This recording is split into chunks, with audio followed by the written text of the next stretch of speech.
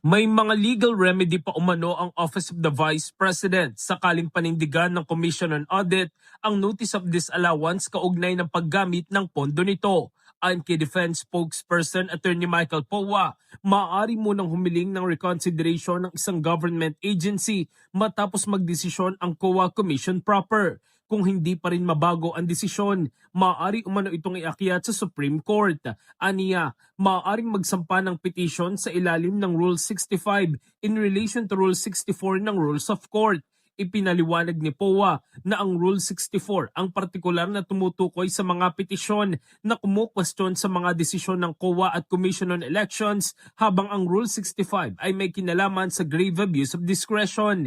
Giit ni POA, hindi umano nito tinatalakay ang merit ng kaso, kundi ipinapaliwanag lamang ang proseso at mga legal remedy na maaaring gamitin ng OVP. Sa ngayon, sinabi niyang may mga remedy pa ang OVP sakaling magkaroon ng disallowance sa kanilang confidential funds. Naging bahagi ng impeachment trial ni Vice President Sara Duterte ang mga findings at audit proceedings ng COA kaugnay sa paggamit at liquidation ng confidential funds ng OVP.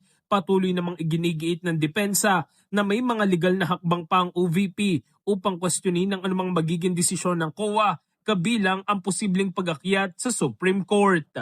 In the heart of changing lives, ako si Brigada Jigo Custodio ng 105.1 Brigada News of Manila, the Music and News Authority.